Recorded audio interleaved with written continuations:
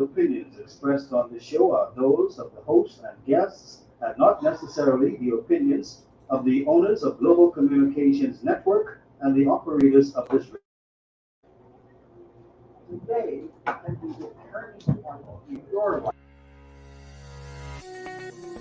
Today can be the turning point in your life by making a simple decision. Fundamental questions of navigation. Where am I?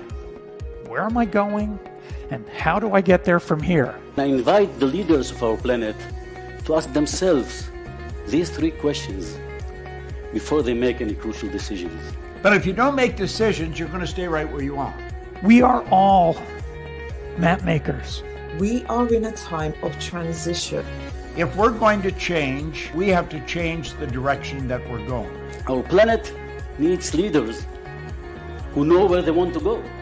When we change the direction we're going, then we want to make sure we're going in the right direction. Leaders who can see the big picture. Because if we're not, we're going to either go backwards or we're going to stay where we are. Recognizing the psychological and the spiritual shifts and changes that need to be made, often from the inside to the outside. To be able to shape your future, you have to be willing and able to change your paradigm. Complex journeys require navigation. The path to the truth is one such journey. This is your GPS. Hairstyling services provided by J.D. Edwards Salon and Spa, Palmdale Shopping Plaza, Madera Street. Accessories provided by Chevette Williamson Jewelry. Standout jewelry for standout women.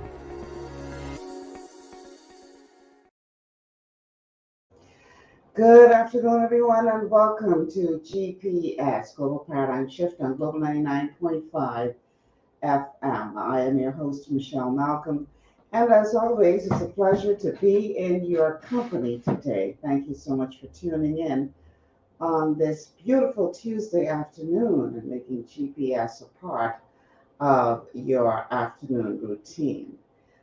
So we're going to be talking about a subject today that has been gaining quite a bit of attention as of late. Even though this is not a new problem, this is a problem that's been going on for quite some while. But for whatever reason, it's taken center stage on a national standpoint, and I'd say long overdue to that. And I'm talking about the problem of immigration. But we're going to be looking at it from a different angle today, and I always try to come at something a bit different each time. Today we're going to be talking about how much corruption contributes to this whole problem of irregular migration or illegal immigration, whatever you want to call it. Because clearly, in order for this madness to continue at the level that it is, there has to be some people in high places, and maybe some in some medium places, and maybe to some degree some in lower places. But the point is there's got to be some degree of culpability on the part of persons in positions of authority who are either looking the other way or are, I dare say, complicit. And that is the angle we're going to be talking about today. What level of corruption is actually contributing to this problem? And I have two people who are going to be joining me on the show today. One of them is no stranger to you guys here at GPS because he often comes on when we're talking about these issues as it relates to immigration in the country, and that is the person of Kai Mills out of Abaco. Kai, welcome. Good afternoon. Good afternoon. Good afternoon. And the second person, I've been trying to get on the show for a little while, y'all. I've been trying to get on the show for a little while. And every time I reach out to him, he got another reason. I ain't gonna say excuse. He got another reason why he can't make it on the show. I'm going to say, man, what I do, man? Whatever I do, I apologize. Because I could see you all over the place except on GPS. So So when I reached out to him and he said, that works, I said, what? Oh my God, praise the Lord. I couldn't believe he actually said yes. Branville McCartney, Hi there. So good to be here. Finally. we finally making this happen. I can stop thinking you got something against me now. I can think like that no more. Not at all. Not many times you call, I was actually off the island. I know. I'm just messing with you. But Nothing happens before it's time. Yeah, I sent you a note earlier in the year saying that hopefully we'll be able to get together this year. And here we are. And here we are. Better late than never. Absolutely.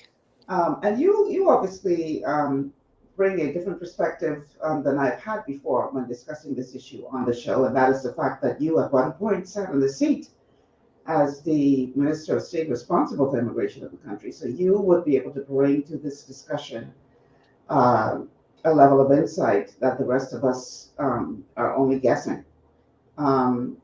And I thought that you would be appropriate for this particular conversation because clearly, Branville, this is something, as you well know, we've been dealing with now for generations. I'm talking decades. But I've never seen it at the level that it is now.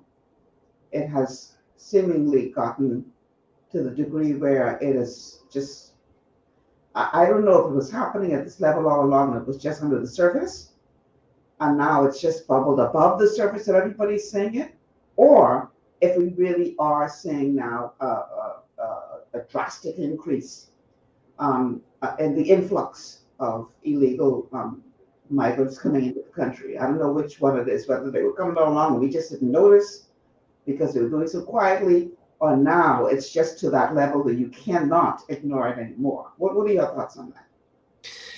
Well, we've had illegal immigration for quite some time. Yes. I think it has come to the forefront now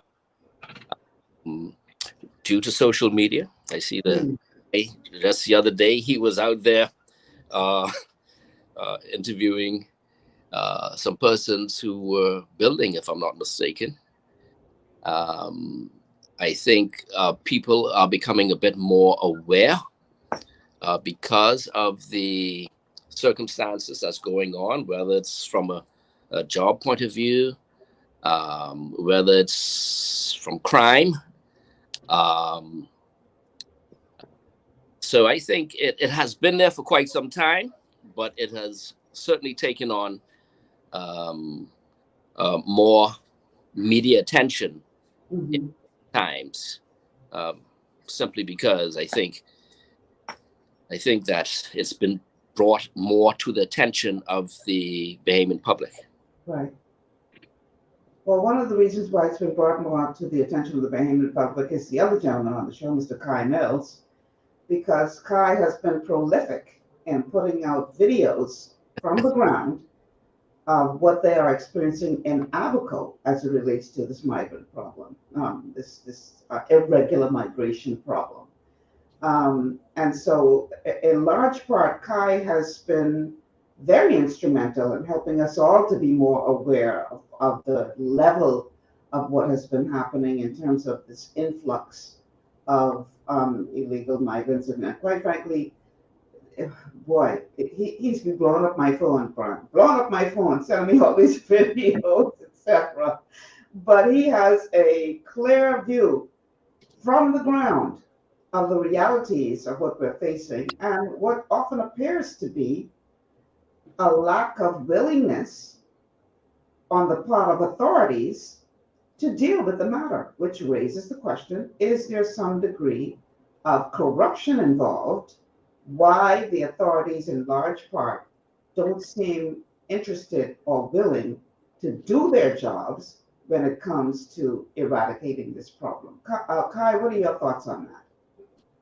Well, Michelle, Malcolm, one of the blessings I've gotten this week, I went and finally find the Minister of Immigration and to sit down with him, and I was overjoyed with enthusiasm, excitement to actually speak to the man at the helm And when I left that office, I had a good understanding.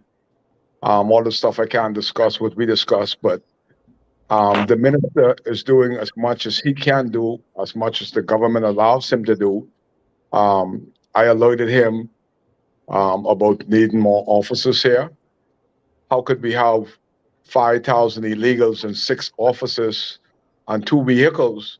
So if they're gonna pretend or proceed to do something in the near future, they have to at least have the manpower on the ground. They have to have the vehicles. He knows of what's going on. And I had a good sense of when they talk about corruption inside that office, I didn't see that inside there. I went there looking for a certain person, and I saw something that I couldn't believe, that this building is right on Bay Street, and you have so many young officers inside there, and they're so busy. They're like ants. Everybody is running up and down, and they were so professional inside that building. The building don't have a name on it. All I know is it's across from Lands and Survey, and it's a green building. But I felt a sense of ease that we have a minister that used to be a police, he used to be a detective, he's a lawyer. So you can't run anything by him. If anybody says corruption has happened, it's because he wanted to happen. But I didn't see that. I didn't sense that in his office. I sensed the professionalism, and I think we're in good hands with this minister. But this is a national problem. It's an international problem worldwide. What the minister needs is the cooperation of all ministers. They need to get together, not one minister, but the prime minister, the deputy prime minister, and put all the emphasis and the same monies that they're putting on in tourism. They need to put that money into protecting our borders like everybody else. We have a $17 million being spent on drones. That could alleviate a lot of the problems. Why America has to fly over and see a boat with 400 people on it, and we got all that hardware, millions, hundreds of millions of dollars worth of material there, and they're just sitting. So this is a collected effort that needs to be done at the forefront of the Davis administration. It's not only the minister, because if everybody in the length and the breadth of the Bahamas is calling on one single thing, shouldn't the government focus on what people need? I talked to Clint Watson, and I told him to stop telling people and trying to fool themselves that the Bahamas is needed all over the world, needed us. Nobody don't respect us. That's why we don't have an American ambassador to this Bahamas for a long time, because of corruption. There was a time when one of my classmates, if anybody in Abaco listens to me, they'll know who he is. He had this one single white boy had 400 work permit. You know how many people he had working on his farm? With 15, but he had 400 work permit. So if he has 400 work permit and they have to give him $2,500 at the end of the term, you are 2,500 times 400. That is corruption right there. I broke that up because I did the story on that, and the immigration was involved in Abaco in that. That's how huge it was. 400, one person had these work permit. If we could say anything good has happened, one of my white brothers here alluded me to that today. He said, the only good thing that the F&M government has done, one. I said, boy, let me know what they done good. He said they fenced in the mud, the peas, sandbanks, and if they wouldn't have fenced that in, the Haitian would have gone and relocated right back into the mud, because the government don't care. And only thing kept them out is the 10, 15-foot fence all around the mud, the peas, sandbanks, etc. But this corruption, it's overwhelming that I'm in Dunderstown, and I can't see no Dunderstonian walk the street. Like my people don't even want to mix, and they're afraid to speak out when you're outnumbered. You gotta watch what you say. Just today, Michelle Malcolm, the Haitian are lighting fire, clearing bush as we speak. I went down there. My cousin called me, Paul Mills called me, said, "Kai, man, I need you down here. I say, you got your gun? Because I ain't going on there. You got a legal gun. I ain't got no gun. The Haitian catch fire, and the fire kind of got away, because even in this condition, Abaco, we have about 35 knot wind. They are, as we speak, they're like arms. They do not stop building because they have not seen don't stop. There has not been one single building permit.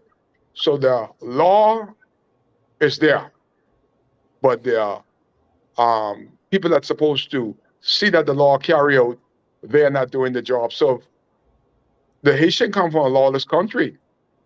Somebody just called me, and I had to call a pastor just now, because in Abaco they said that the Haitian is coming to rent Camp Abaco. And everybody like, what's going on there? So I called the pastor. He said, no, there's a missionary group. And everybody in Abaco is so upset with this that the church is going to rent the Camp Abaco to a Haitian. But what actually doing is that a group from Ohio that is in Haiti. They are afraid of being in Haiti, so they're going to relocate here in Abaco. But we're hoping that they don't bring down them Haitian with them. But these are white people that are missionaries that are doing work in Haiti. But the Haitian, are so weightless, they don't appreciate what they're trying to do to them. So they come in here. I hope they're not coming here to help to build up the mud and the peace. I hope they're coming here to help some Bahamians like they're doing in Haiti. So that is the big on the street. Everybody's afraid of this movement. Yeah. You said something interesting, Kai, at the beginning of that discourse. You said the minister is doing as much as he's allowed to do. I found that very telling. And Brian, I guess you could sort of relate to a statement like that, because it's sort of legendary that when you sat in the seat, you did try to make some changes, and you were very visible with what you were doing, and then depending on who you talk to, the word is that you were pretty much instructed to stand down.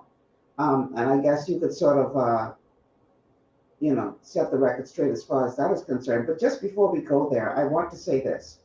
When I'm talking about high-level corruption, I am not laying that at the feet of the minister or of the administration that is currently in. I'm talking about corruption, and I'm not saying that there is not some degree of corruption there, or there is, either way, either here or there.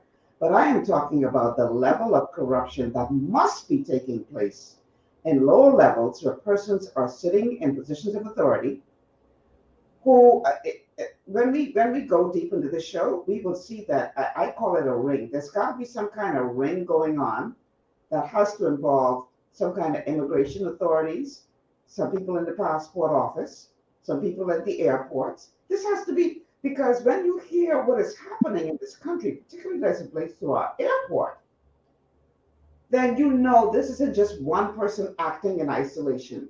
This has to be some kind of ring, I call it, where this is a well-oiled machine that is allowing this to proliferate. We call it a cartel now, because a cartel is a human smuggling is a huge business, because in that human smuggling, there is drugs and everything coming in to your country. That is why the fella could sell the voice note said, as soon as he get back to Haiti, his cousin gonna send him money. Because I got that voice note to play. We can get to that. But Brian, let's hear from you. What are the realities that our ministers of education, of immigration face? Is there some kind of visible or invisible hammer that is placed on immigration ministers from time to time when you get too close to dealing with this issue? Was that your experience at all? Well, I can't speak for other ministers, right. But let me just say, I'm glad you indicated that the corruption is not necessarily high level. With our present minister of immigration, he came here and he met a situation. Exactly.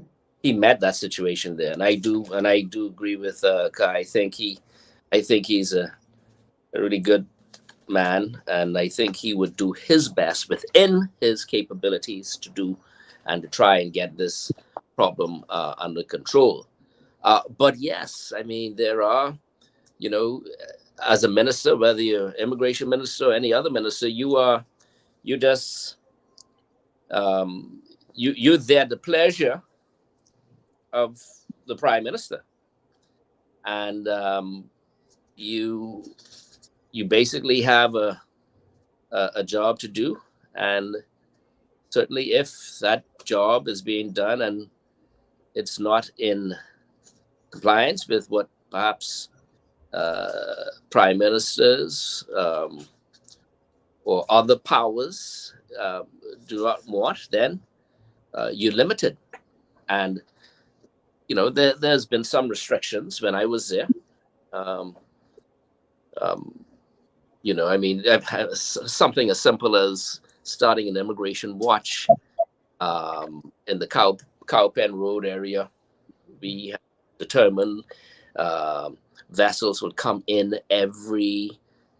depending on the moon, depending on the time of year. Over the past years, vessels would come in. There was a path there you could see where persons would have lit a fire to guide them in through this channel. So, having that knowledge, I decided I thought that an immigration watch with immigration officers, police, defense force, and persons in the neighborhood to keep a lookout. Just like they have crime watch, right? Under an immigration watch. Right. And I was told that was not the policy of the administration at the time. I remember clearly. Silly. I was told that was not the policy of the administration at the time. In other words, Brian, sit small. Don't do that. Now, please. I found that to be a decision made that was quite silly and very prohibitive in trying to deal with a problem in that area of Nassau. Mm-hmm. So what Kai said and what his conversation with the good minister today, yes, I mean, he could have all good intentions, but he would be limited by the powers that be. Well, Michelle, if I can. Before you do, Kai, we have a call on the line, so let's go to the phone lines first, and then just stick a pin in that thought, Kai, and we'll pick it up after this call. Caller, welcome to GPS. Good day, Lady Malcolm, and your guest. How are you? Good, how are you? Wonderful, wonderful. See, when Branville, Mr. Branville McCartney said what he said just now, I throw everything out the window, right? And it was in addition to what Kai has been saying, or what they've been saying all these years. Okay, we understand what the problem is now for 50 years or 100 years.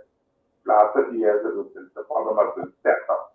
It has come basically to a crescendo. But one thing, one big elephant in the room that has been missing for 100 years, the detention problem that will solve this problem, it may not take a year or 2 or 3, but nobody ever discusses it. And that is to go to Haiti and educate those people. What those people need is education. Lady Malcolm, you ever tried to get a point across in their replacement? Have you ever tried that? They easily understand where you coming from. Right. And that is the problem with Haiti.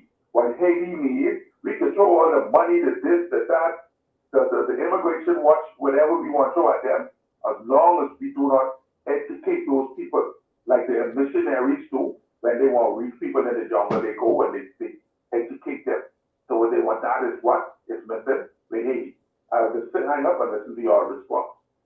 I'd like to respond to that. Go ahead, Brian. I hear what the caller is saying. Let's be practical, man. We can't educate our own people. Well, we can't educate our own people. You want us to go and educate the Haitian whole nation. 11 plus million people? That don't make sense. Let's be practical and let's deal with this situation practically. You can't educate another country, in particular when this country can't even educate our own. So let's talk sense in terms of trying to deal with and tackle the problem. The problem we got in this country is lack of political will to deal with the situation. And I go back to Abaco and in particular, how these shanty towns are coming back up again. What the devil is going on? They are being built. Kai did a video the other day. These fellas building a whole city. Huh? And I am amazed that is happening. And the government, and I would blame it on them at this stage, because they're allowing it to happen. I cannot go and build someplace, some structure. I can't put up a wall on my own property without getting necessary permit. What does that do? What does that do to right-thinking Bahamians when they see illegals or persons coming here building, putting up structures without the necessary permit, without necessary licenses and what have you, and then they try to do something and the government comes down on them with a sack of bricks. It frustrates them to no end. And that is something that needs to be addressed. They need to demolish those shanty towns. That's Michelle, out. I don't mean to interrupt, but I'm here live, but I got the police at my house. I don't know where the police are. I got 3 policemen here at my house. So I have to cut off the live to see why I have 3 police here but handcuffed in the front of my door. I don't know what I've done, but this is what's going on. When you speak, the police always come and try to silence you. So I don't know what's going on. I'll have to cut off. Okay? Okay. Well, keep on suppress as much as you can, okay? Come back on if they allow you. Response, okay? Okay. All right. Now, what is that all about? Wow. Okay. I'm hoping everything is okay. It's going to be okay with Kai. Yeah. Okay. We have a call on the line. Caller, welcome to GPS. Hold on, and Lady Malcolm. I'm calling back to clarify what I mean. Branville smarter than me. That's my boy. He's smarter than me. He should be able to think. Everything I got is fellow. When I say we need to educate Haiti, I'm talking about all hands on deck, whether it's the Americas, the Canadas, the Bahamas, the Dominican Republic. Everybody needs to get together and try to educate that nation.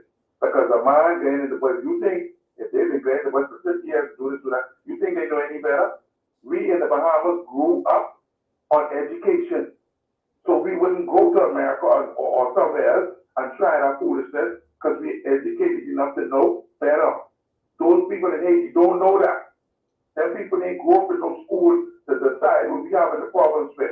We need to educate those people. I don't want you, caller, for 1 second to believe that those people don't know what they're doing. That education is at the core of this problem. This is not an educational problem. Stability in Haiti is definitely a part of the solution. But those people simply, they're what you call economic refugees. They're looking for ways that they can earn a better living so that they can have a better quality of life. Bottom line, if there was stability in Haiti, if there was a way for them to earn revenue without fear of loss of life and whatever else, they wouldn't leave their country. But baby, absolutely. What you think led to that? What you think is leading to that? The haves in Haiti are taking full advantage of the have-nots. And we see to a certain extent what poorly educated people in our society, what road they take in. I have tried many years, many times to speak to people that are illiterate, and I literally get frustrated. I start sweating and taking them to the station because they don't understand. They don't understand.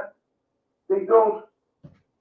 And you know, when you can throw how much money they throw in Haiti the other day after they had the earthquake, billions of dollars, must be more than what our NASA there is. And what happened to the money? What happened to this? What happened to that? Those people on that side of Haiti that we have a problem with, I will stand by this matter, they need a couple years of proper education. And then we'll see some type of turnaround in calling, I think it's going to take a lot more than that. We have to take a break. On the other side of the break, we're going to talk more about the reality of what we are facing when it comes to the mindset of why this problem continues time after time after time again to happen. And again, I say a big part of the problem is corruption within the Bahamian populace who are enabling this to happen. In the meantime, you are watching GPS Global, or listening to by radio, Global 99.5 FM. We're streaming live on Facebook and YouTube on the official Global 99.5 FM Facebook page, or the Michelle Malcolm page on Facebook, or the Michelle Malcolm channel on YouTube.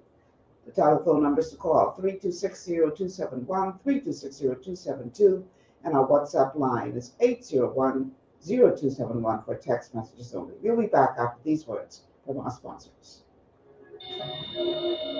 Understanding your microbiome, also known as your gut ecosystem, can change everything you thought you knew about nutrition, digestion, immunity, and metabolism. Keeping your gut ecosystem healthy and balanced is essential. Ultimate Microbiome by Longevity was specifically formulated to optimize this ecosystem. It provides the advanced support your gut needs through prebiotic, probiotic, and postbiotic supplementation. Our unique blend of probiotics includes Lactobacillus and Plantarum, healthy bacteria that can help prevent harmful bacteria from taking over your gut. Increasing your gut's population of beneficial bacteria creates a more balanced gut microbiome, which has been shown to aid in weight loss, skin health, sleep, mood, and may even help with seasonal allergies. Ultimate Microbiome also promotes the production of postbiotics. Postbiotics are key to help regulate your gastrointestinal health. To enhance digestion, Digizyme Multi-Enzyme Complex, a blend of 5 specific enzymes, has been added to Ultimate Microbiome. It can help break down food so your body can better absorb nutrients. Plus, we've added our proprietary I-26 Hyperimmune Egg Powder to aid in the elimination of disease-causing gut bacteria and help your body balance its immune response. Ultimate Microbiome, the scientific, proprietary, and holistic approach to gut health that helps optimize your body's entire gut ecosystem. To learn more, contact your Longevity associate.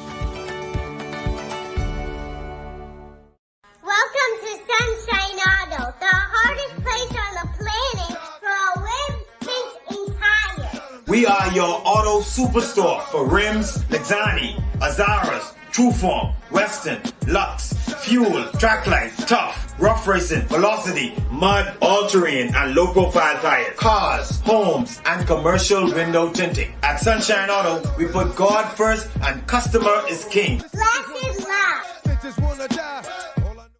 To stay healthy, it's crucial to make sure you get the nutrition you need every day. But it's difficult to get all your recommended vitamins and minerals from food alone. Even in the United States, 94% of people are deficient in at least one nutrient. Beyond Tangy Tangerine 2.0 by Longevity is a simple, convenient, and affordable way to help your body get the essential nutrients it needs. It's an advanced plant-driven multivitamin mineral complex that contains certified organic whole foods, trace minerals, and antioxidants. BTT 2.0 supports your body's natural defense system with a proprietary blend of energy-boosting and body-loving nutrients, plus prebiotics, probiotics, amino acids, and enzymes that support digestion. With an unusually high ORAC score of 8,000, you get even more antioxidants to help combat free radicals that can cause damage to your cells. But to get the most benefit and value from any multivitamin, your body must be able to break down the nutrients so you can fully absorb them. Otherwise, they'll just pass through your system without doing any good. Beyond Tangy Tangerine 2.0 was specially formulated with synergizing cofactors to ensure you get maximum nutrient absorption. Beyond Tangy Tangerine 2.0 is the easiest way to give your body the balance and complete daily vitamin mineral supplement it needs for optimal support of your overall health. To learn more, contact your Longevity associate. This portion of GPS is brought to you by Tiki Bikini Hut at Junkanoo Beach. Great food, cool tropical drinks, and family fun in the sun. And welcome back to GPS Global Paradigm Shift on Global 99.5 FM. We are streaming live on Facebook and YouTube on the official Global 99.5 FM Facebook page or the Michelle Malcolm page, as well as YouTube channel. The telephone numbers are called 3260271, 3260271, 3260272, 3260272, or the WhatsApp line for text messages only, 8010271, 8010271. My guest today, well, I had two until the police showed up at the door of the other one.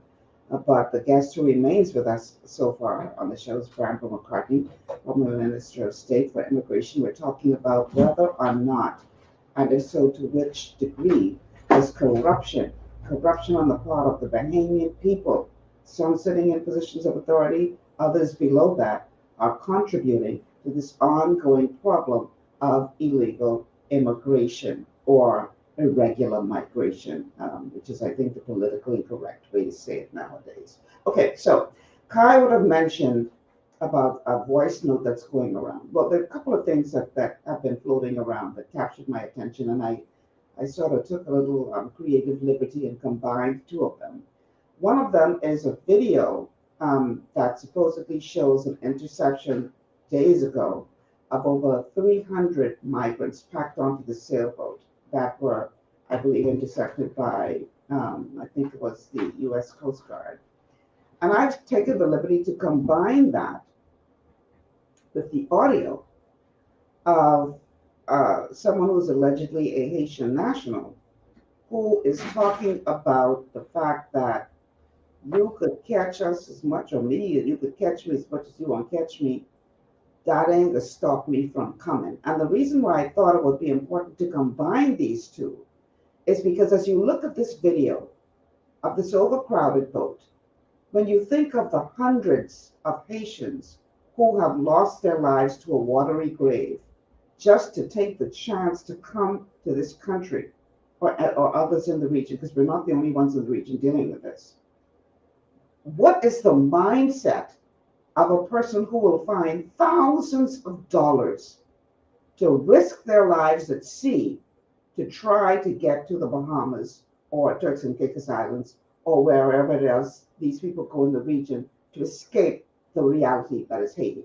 I want you to listen to this. And for those of you who are viewing it on Facebook or YouTube, take a look and listen to this.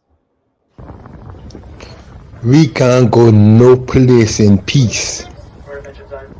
No place in peace. Everybody make problem for you. Mother second, eh? When them next big ship come with 2,000 people, park right on Bay Street, then people come off the boat. They go back on the boat. Nobody say nothing to them. Nobody asks them for passport. Nobody asks them for nothing. Because Cola. Yeah. When we reach Nassau promised land, everybody make problem. You see helicopter come in, ain't nobody say nothing. They asking who captain, which one captain. Nobody know nothing. We don't talk like Nassau people. We don't talk for nobody. You want to find out captain, you find that out yourself. Everybody captain. That's I tell you. I don't make problem Nassau promised land. If they take me back, tomorrow, next week, I can be back in Nassau one more time. When I find my $4,500, I come in right back. I tell you that. I don't scared to say that. Nassau people don't working. We come for job. We come to working. And I tell you that I'm happy to be in Nassau. You can find good food from Linda. You find crack chicken, crack conquita, boiled fish, stew conch, high tea, mud pie. I don't like that no more. I don't like that. Whenever you see me get more money, I come right back Nassau. Yeah, but support Linda. Support Linda. I can tell all my cousins them support Linda. Yeah. Linda get everything. Quack chicken, quack conch. And you see, mud pie when you eat that, Shaq don't liking you. Shaq don't liking you. Shaq liking when you eat peas inside the rice, quack conch, quack chicken. Yeah, things like that. Shaq liking that, yeah. When Shaq see you with that's a mud pie, he bump you to see if you leaving, and that's it. He gone. He say smell too bad. Yeah, but I gone. My name is John Paul Emmanuel Diwali Appear. Yeah, I born on my way to Nassau. Yeah, that's it. I gone. I can be back next month when I make more money. My cousin have to send that for me. And I coming right back. I don't care which time they catch me. I coming right back. Yeah. All right. That is the mindset. Before you comment, Branville, we have a call on the line. Yeah. Because I heard you talk on another show about when you were observing a repatriation and a comment that one of them made that was very similar to what we just heard. But let us go to the caller first, and then we go talk more about this whole mindset. I don't care how much time y'all send me to Haiti. I coming right back. You heard it yourself. Caller, welcome to GPS. I'm good. How are you? I'm good. How are you? Great. Coming back for the crack cook and crack chicken. Yeah, man, food good. Yeah, you're on the man going to eat mud pie. You're joking. I come for it. Brandon, you alright? Good. How are you and family? That's good. Brandon, what I want to ask you, with this whole migrant problem, it's a Michelle, can I interrupt a minute? Hold on, Kai. Mr. Mills. Good afternoon to you as well. What we have a call on the line, Kai. Okay. I just want to tell you what's happening to me here in Abaco now, live while we're live. Okay. Call it to us, please. Okay. Go ahead, Kai. I'm here live, and we have 3 police officers come to my door and told me that I have to go to the police station, that I'm under arrest for criminal libel. I don't even know what that is, but I just want you to see that I'm here live in the front of my house, and we have these police that are placing me under arrest for criminal libel, taking my phone from me. So I just want to see what's going on here live here in Abaco. He grabbed my phone. Wow. Against the law. Wow. Don't be doing that. All right. Okay. Can Kai keep us abreast of what's happening there? Okay, I'm patrolling cops. I've been I can take you host for being arrested. I said you are a lawyer. Did you hear him say anything libelous in this show? It must be something else. No, not in this show. No, not at all. Wow. Not at all. Not at all. Let's get back to what you were saying. Let's hope that everything works out well with Kai. Yeah. Straightforward. Yes, Brandon, yeah. What I'm trying to find out, and it's been happening for so long, like Michelle said at the beginning of the show, this race situation.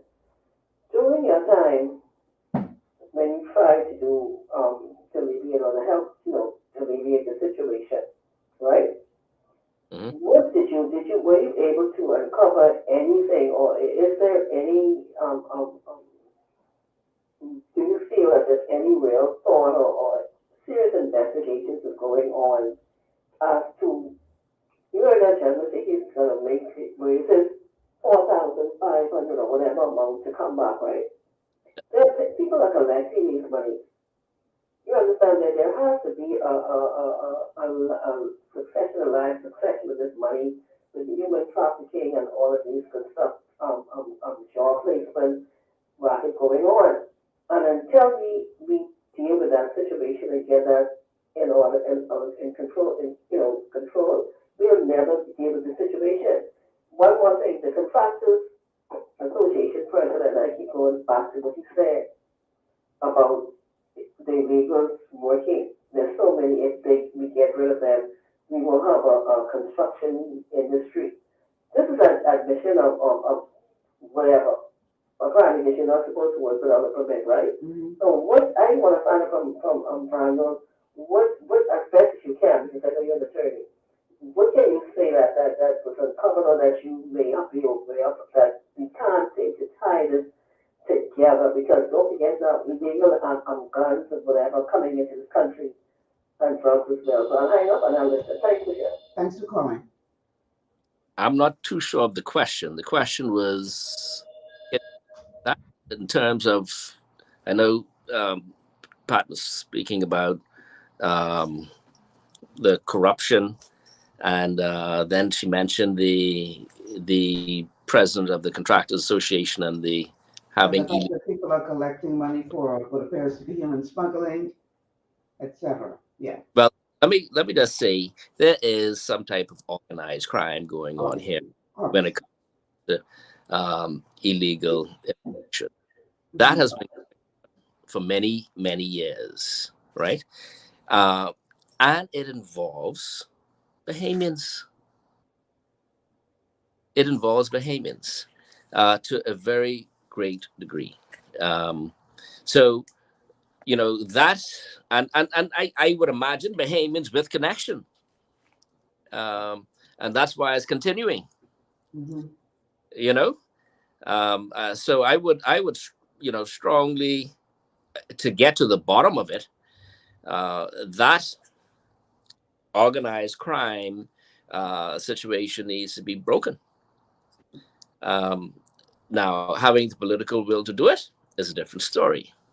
Because you know, Brian, and I know that a man will kill you for his money. Oh, yeah. This thing is so entrenched because people ain't making no little small change. You're talking $4,500 per head. And you see how that boat was overrun. And that's just one boat. We have a call on the line. Caller, welcome to GPS. Hi, am I on? Yes, you are. How are you? Good, how are you? I'm great, you know, Mr. McCartney. Michelle, Mm-hmm. I am from Alacoa. And that is ridiculous what they do in the time. There's time, you know, standing up for people, and those sections have already taken over.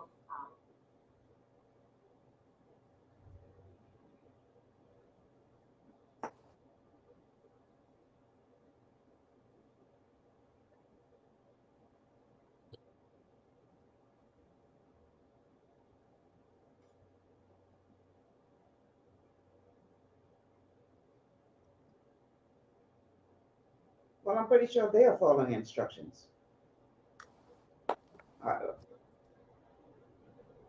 Sorry, I think we got disconnected a bit. I don't know. You need to increase the audio, the sound, so Brian can hear. Yeah. We can still see and hear you, Branville. Go ahead, caller. Finish your point. Yes, I'm saying they already took over Alacoa. When is this foolishness that's going to stop everywhere? You go there on all the business and taking over all the houses for sale. They're buying up all the houses and everything. We are overrunning Alacoa. You go to the clinic, you can't get first because of them. You know, they already overtake Alacoa, and it's so sad to see how the people need to stop housing them. That's what they're doing. They're housing them and they're selling everything to them. And I commend God for the way what he's doing in Alacoa. Thank you. All right, thanks for calling. I have a comment on Facebook by Bertha. She says the majority of Bahamians need to take responsibility for the illegal immigration. They are hiring them for cheap labor because they don't want to pay the Bahamians what they deserve, especially in the construction industry. They ain't going nowhere now. If they can't find work, they might just leave until Bahamians start to be honest with themselves and things will begin to change. Well, I have news for you, Bertha. But according to Mr. Sands, that is no longer a case of them being cheap labor, because they realize now that their labor is needed. So they ain't charging no cheap labor no more. He actually said in the interview with the news story, the news agency, that an immigrant could be making up to $70,000 a year because they get a work permit for one job, but then they go do a bunch of other jobs as well. So ain't no cheap labor situation no more. Them days gone. You understand? So don't think that that is the problem. We go back to the question of who is benefiting financially, because this is all about the money. This is all about the money. We are selling our souls for a bowl of porridge. We are selling our sovereignty for a bowl of porridge. We are selling our nation for a bowl of porridge. And some people don't give a crap about sovereignty and nationhood. All they know is their hand getting grease, and it's all about me and mine. And until we change our mindset, we will be talking from now until the cows or the chickens or whatever come home to roost, and it ain't gonna change. We got to deal with the level of corruption in this country at all levels. We have a call on the line. Call about from GPS. Good afternoon, Mr. Michelle Malcolm, and to your guest, Brother McCartney, and others. Good afternoon. I simply will tell you how you say this, and I thank you for bringing this to the fore. However, Mr. McCartney, it seems as though we as the people, we are stuck, we are like a hen hibernate. We must, and I don't understand why, that we cannot say to illegal immigrants in this country, go home. We do not want you. We do not need you. We have already taken care of you and your children. Take an exodus out of this country, go home, and when you do, stay home. But more importantly, when your loved one dies, cremate them and take them along with you too. If we're going to get anywhere, we must act now. We can't, for example, let me give you an example. This happened this week. I had 6 Haitians come to my door looking for Willie and Vincent. They said, no, you don't speak Creole. I said, no. One of them returned and demanded that I let him in unless he will kill me. Demanded that you do what? I must let him in or he will kill me. I called the police and they came. I gave them the statement. Well, I couldn't make it up because I'm blind and all of that. But what is important is how they are both drug dealers and Haitians walking up and down in my community. I hear them, and believe me, I don't know who they are. We have this problem is so vast until do not be surprised. People, they ain't decided enough now. Enough is enough. Do not be surprised if there is bloody war. Because it's going to happen. Because why? We, as the Bahamian people, you get tired of being shafted by your own people. One of the recommendations I made for the Minister of Immigration is to zoom off this island and go house by house to see who is in there. That's the only way you're going to know. But there is a great deal of reluctance on their behalf to do that. Why? Why? They don't have more rights than we as Bahamians.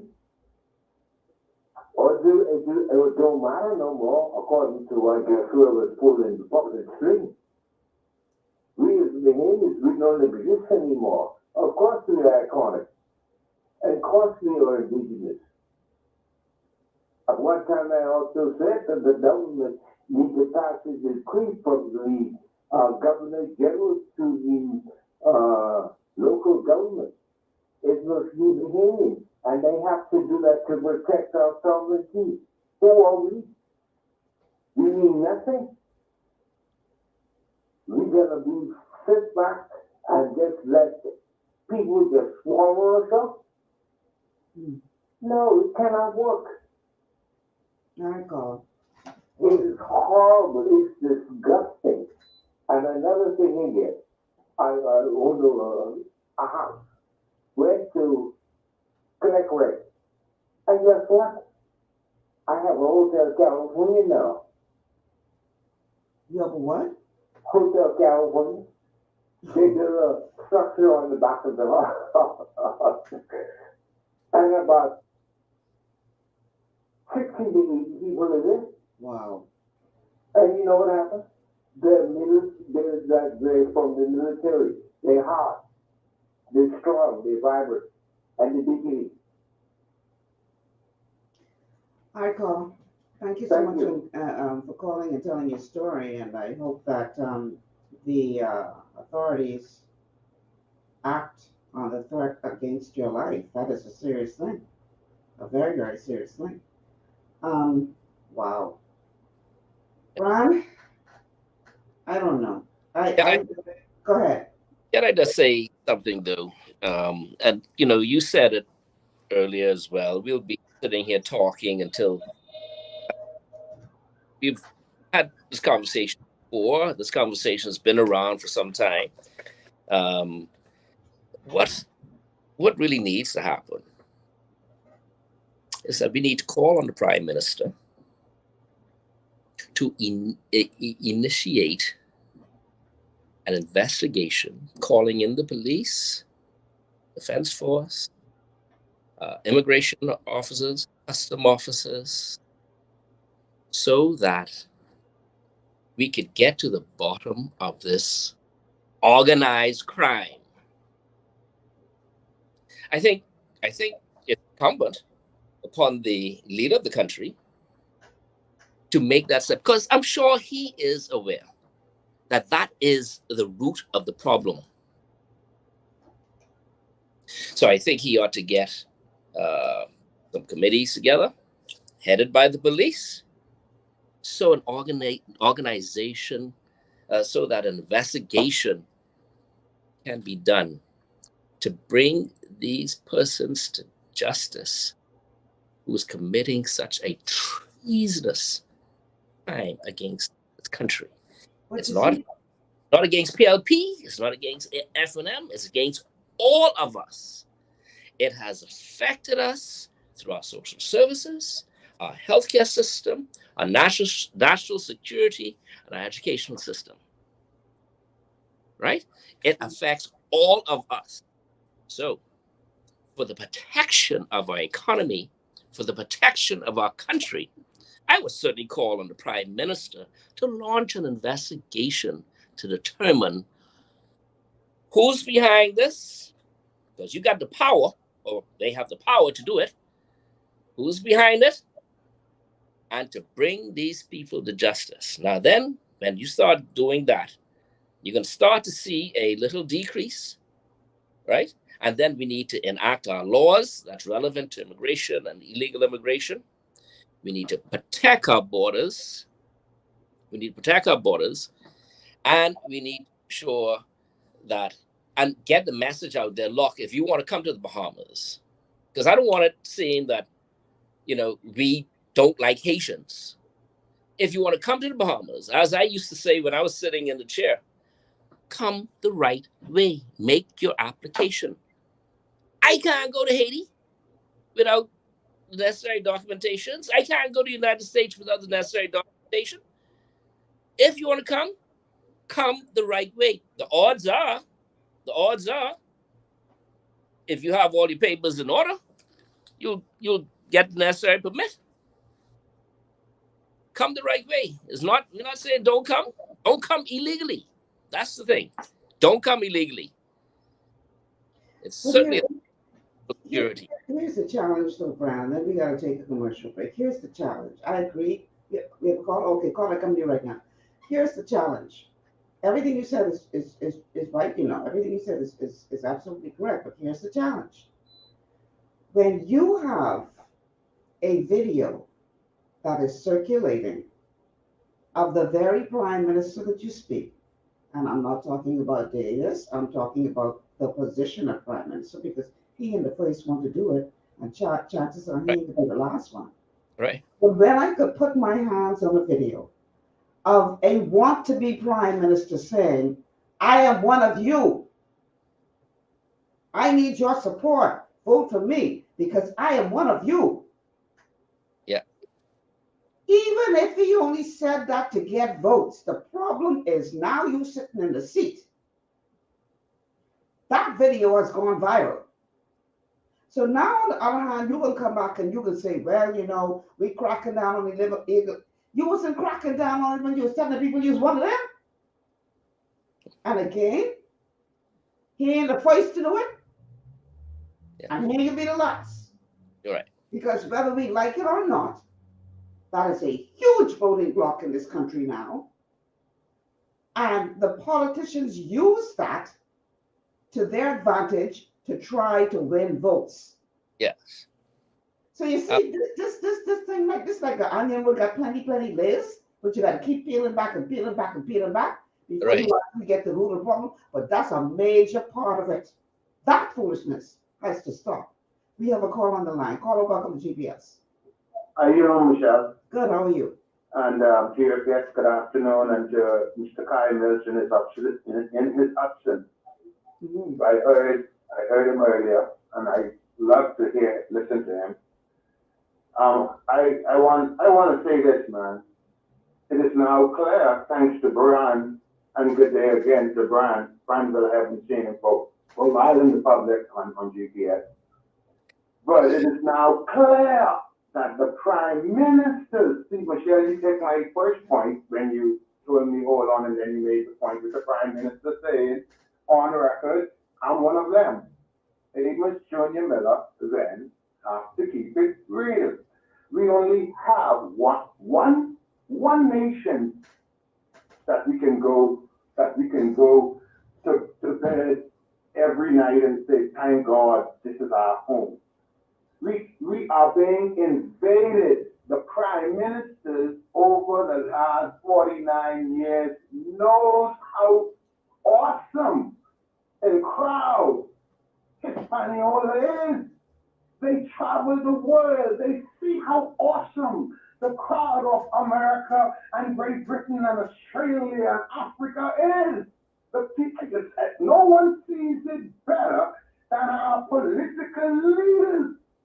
It is egregious for them to believe in 2023 the Bahamian people supposed to swallow saliva, excuse me, I hope I can say that on national radio, all right, when it comes to this invasion of our divine sovereign nation, divine sovereignty, the divine citizenship that we as a people in a global, international world, in the international time with all of the social media we have, it is divinely egregious for me, a layperson, in these minds of these so-called educated people who had my children's government for more than 50 years to be playing with the lives of Bahamian citizens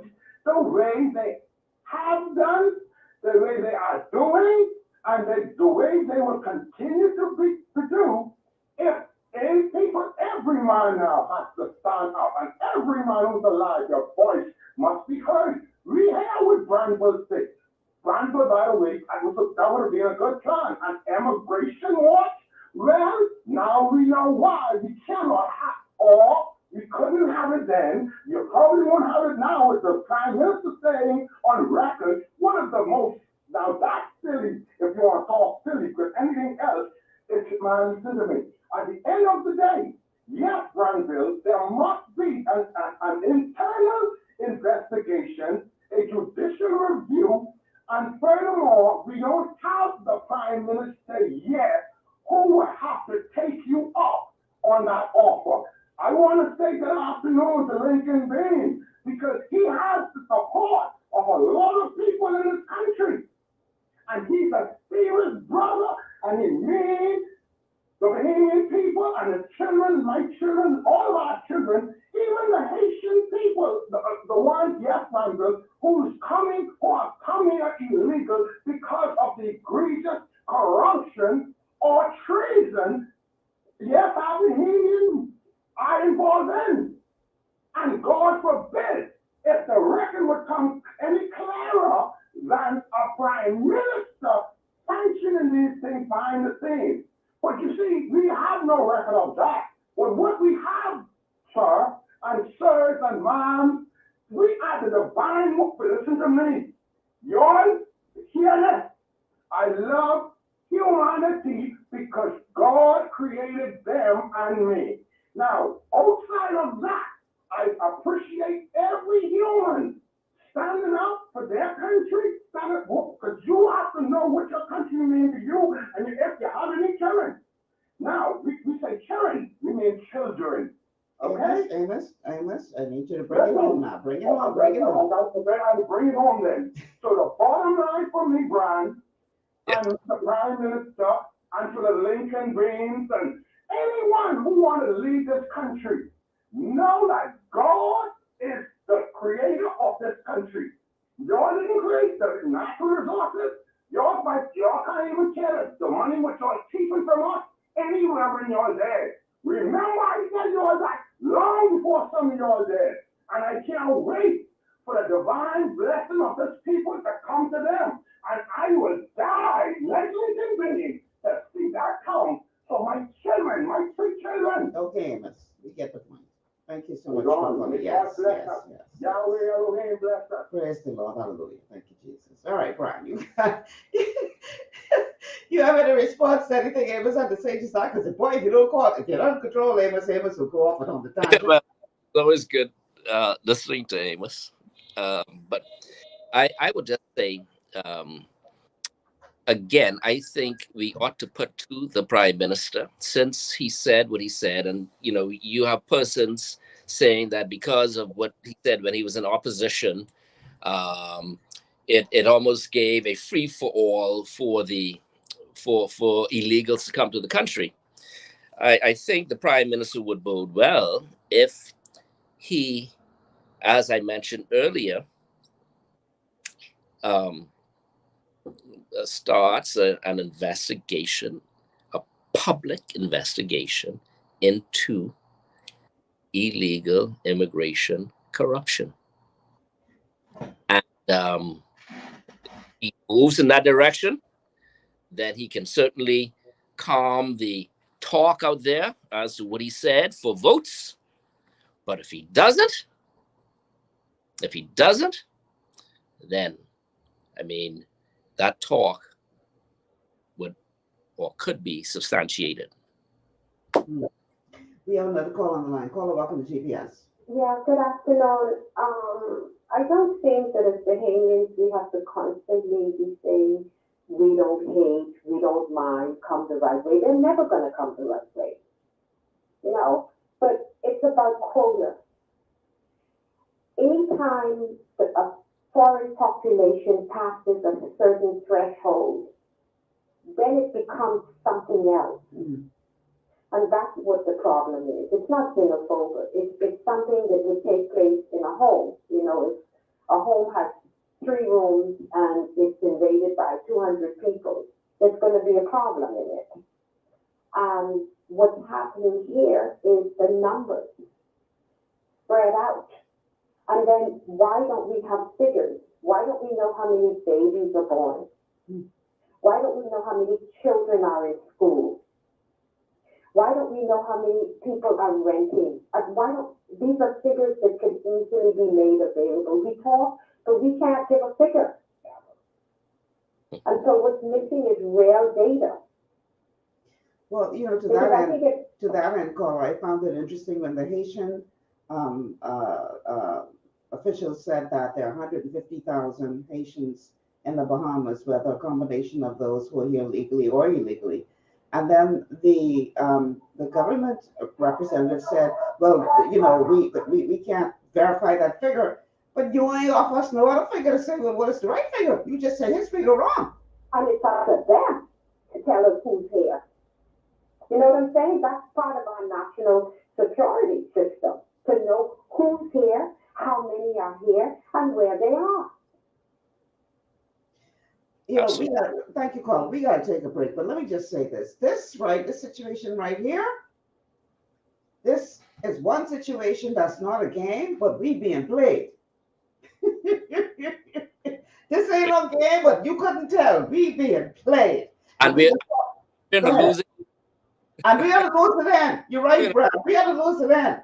Boy, right. I tell you, we can talk more about that, but we got to take this break. You know, I got to pay my bills. I got to, give props to my sponsors. They're keeping the show on the air. So let's go pay some bills. We'll continue with this conversation with Branville McCartney. We're talking about the corruption that is contributing to this illegal immigration problem. We will be back. Your body's immune system is under constant pressure from things like stress, lack of exercise, and toxins in the environment. It's crucial to be proactive and support your immune system with the nutrients it needs to function effectively. But it's often hard to get these nutrients from food alone. Introducing fast-acting Zinc Plus Immune Support by Longevity. Unlike zinc-only supplements, Zinc Plus Immune Support builds on the proven power of zinc and adds complementary nutrients to give your immune system extra support. Vitamin D helps balance the effects of zinc, while our proprietary blend of natural fruit and root extracts provides the extra help your immune system needs to work against daily stressors. And we've included Longevity's exclusive plant-derived minerals to give your body the minerals it needs, but can't get from food alone. And because Zinc Plus Immune Support is delivered in a great-tasting, sugar-free, berry-flavored lozenge, it encourages quicker absorption of all these nutrients into your body. Zinc Plus Immune Support. Zinc plus the extra support your body needs to promote a healthy immune system. To learn more, contact your Longevity associate.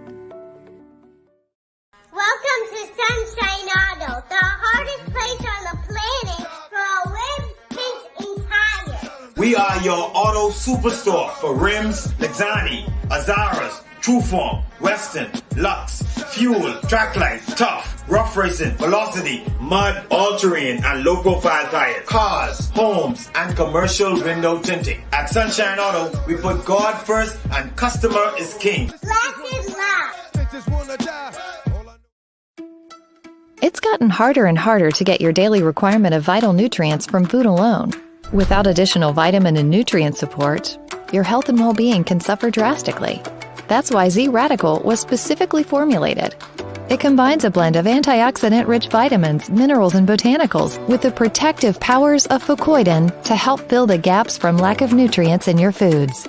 The core of Z-Radical is fucoidan, a naturally occurring polysaccharide that helps stimulate immune reaction, protecting you against inflammation and oxidative stress. We harvest this powerful mineral-rich nutrient from brown seaweed, harvested only from the world's most pristine ocean waters to ensure the purest quality. It's then extracted using cold process technology to ensure maximum levels of bioavailability. Then we add essential vitamins that help to protect your cardiovascular and nervous systems and are crucial for optimal immune and neurological function. Z-Radical also includes a proprietary blend of delicious antioxidant-rich fruits and berries. This great-tasting combination helps your body combat free radical imbalances that can contribute to a variety of degenerative conditions like arthritis and heart disease. Z-Radical. Experience the power of fucoidan with antioxidant-rich berries, 8 essential vitamins, and more to provide you with potent health benefits. To learn more, contact your Longevity associate.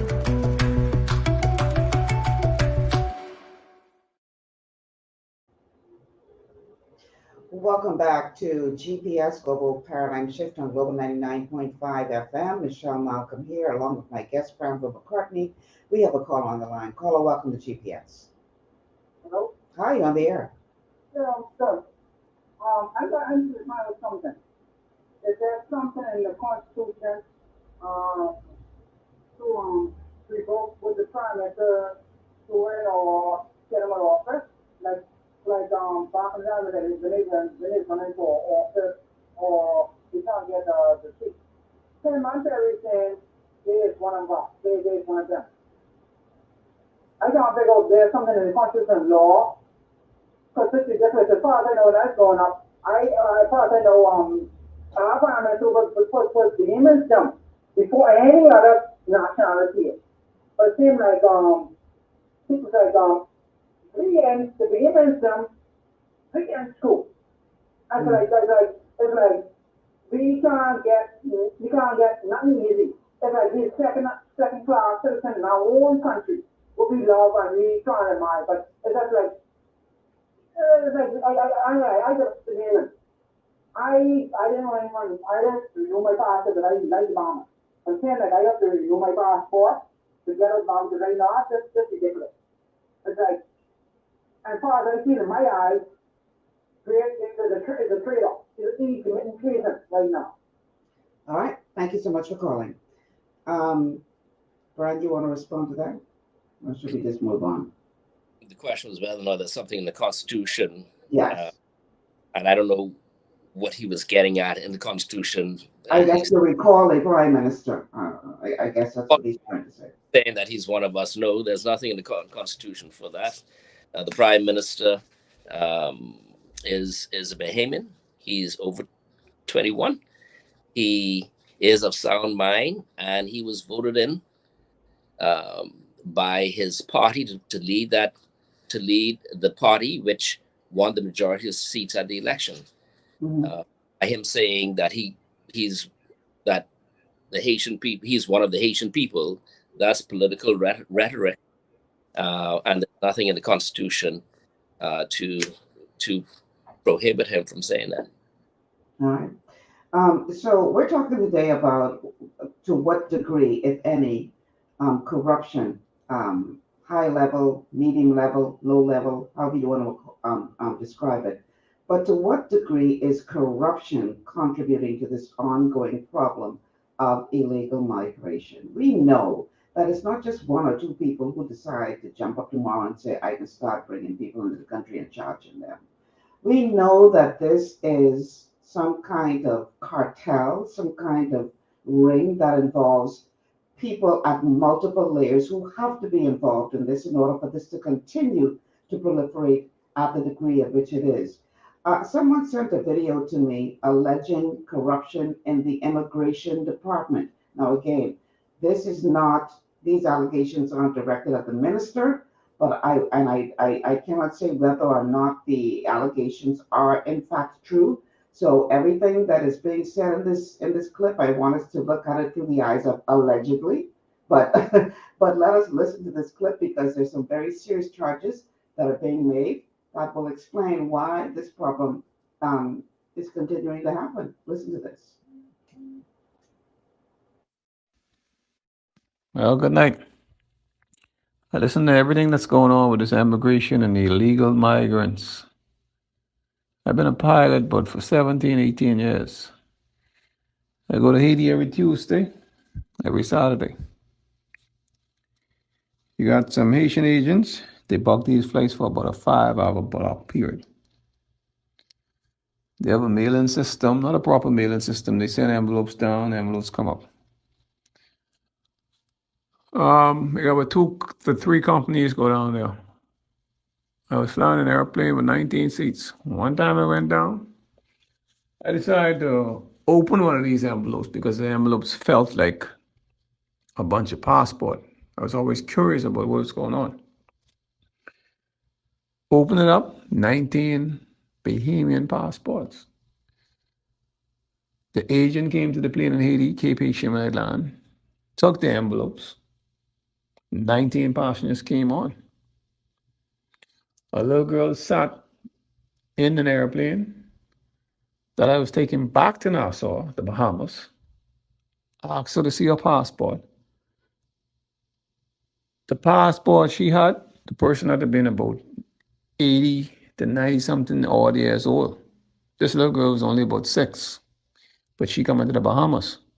Now, any country you go in, you would see citizens, okay? The only country I've ever seen when you get to Nassau, Haiti flight only.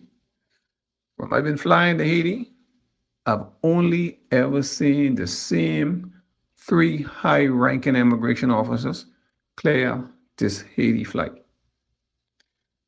So what that tells you, this passport is being sold from your high-ranking immigration people. The people that come on the boat, they probably have a little money. They take a chance to take like 7 to 8 days to come from up there, from Haiti to Nassau. People that comes on the flight, they got money. Take them about an hour, 30 minutes. Why all of these new boats they just got from Holland isn't sitting in the water between Great Inagua and Haiti? That's the passage. They know this. You check the specs on these boats. These boats could be the seaboat for 90 days and crew about 40 to 30 men a time. We playing. We playing in this country.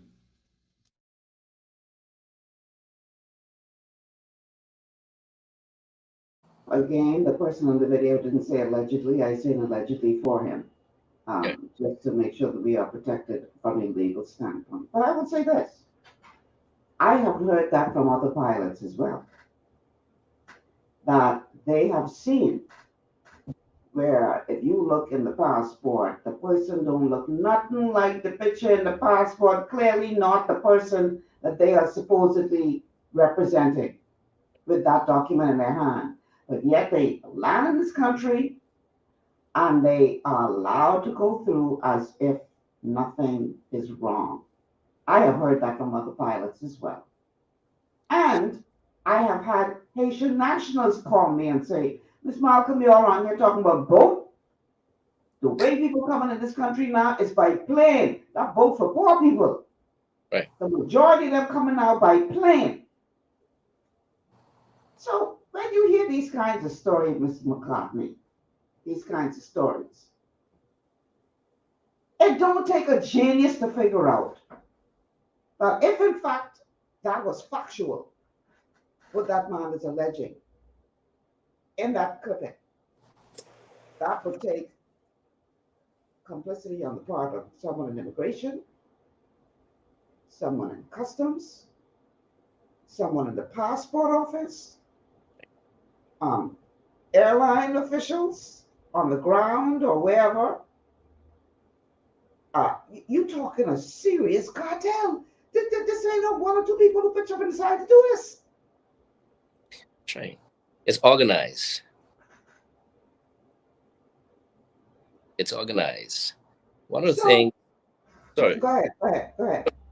Said in that clipping was the passage from Haiti to the Bahamas. Exactly. I spoke.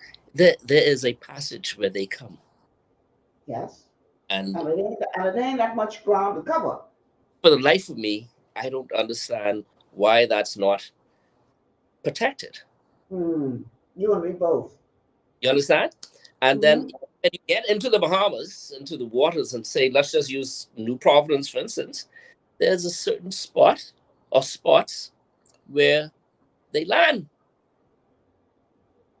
It has been known for years. So all of this tells you, look, it has to be some type of organization that deals with the water, the land,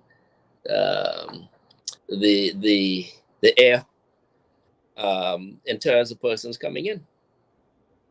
I've heard it over repeatedly as well, that perhaps a majority of the illegals come through the airport. So, we have a very, very serious problem. And it is perhaps one of the most pressing problems that we face today in this country. One of them, not the main one, but one, I would say one of the 3 major problems we have, one out of the 3 major problems. And the administration must start to do things about it. Like I said, I heard the Prime Minister say that they're doing things about it. I think action and letting the Bahamian people know, not your not your intel, but letting the Bahamian people know what you intend to do about the situation, and sending a message back to Haiti that the Bahamian authorities are very serious about illegal immigration. I do remember when I was there, there was a vessel came in.